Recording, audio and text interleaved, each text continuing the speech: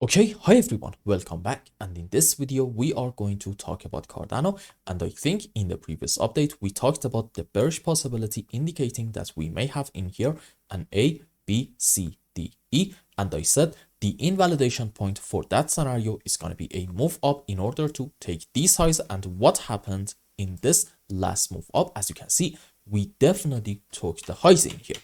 Now in Cardano, I think we can still go with this bullish scenario, suggesting this is 5 up into a wave 1 to about here. We are having a correction for wave 2, and right now, I can tell you maybe this is going to be another 1 and a 2 structure like this, but on a lower degree relative to this 1 and 2. And if this is happening, the idea is that we need to have a very strong move up into wave 3, 4, 5 in order to complete the subwaves for this wave 3 corrective movement before, and then we can have even another move up into wave 5. Now, when can we be bullish in ADA with a lot more confidence? We talked about this subject in so many videos. When we get a very strong move up in order to get back above this important level, which the higher band of it is somewhere around 84.5 cents. So if you do not want to be involved in any kind of short-term price action, I think you need to be a bit patient. Now, in the short term, I am kind of seeing some optimistic signs, but before that,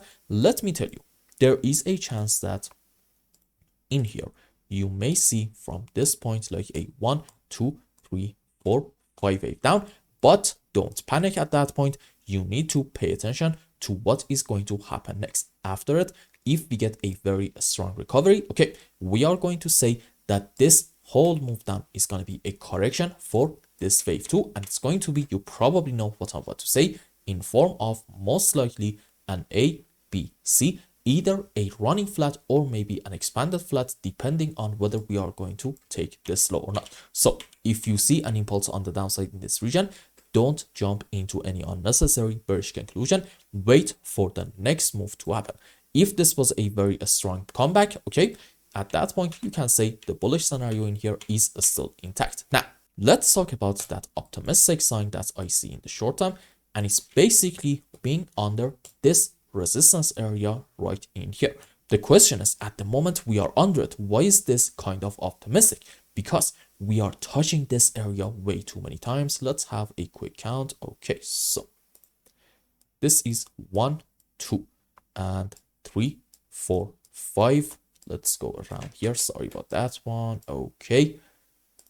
6, 7, and do we have some more? No, 7 times we are touching this region, and every single time we are getting some sort of a reaction from it, which means this resistance at the moment is weak. You see, if you want to go according to traditional technical analysis, they tell you the more times that we touch a support, a resistance, or a trend line, that is going to just add more validity to that region. In my opinion, this is correct, but there's a very important point to it. That is going to add more validity to those regions when we get a break of them.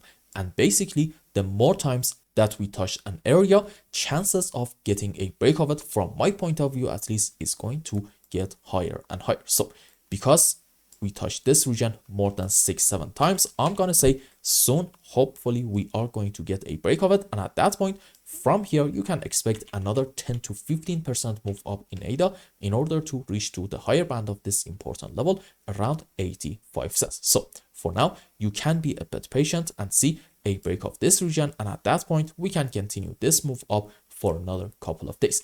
And I hope I explained everything well and you understood what is going on in Cardano. And until the next update, I hope you have a wonderful time. Goodbye.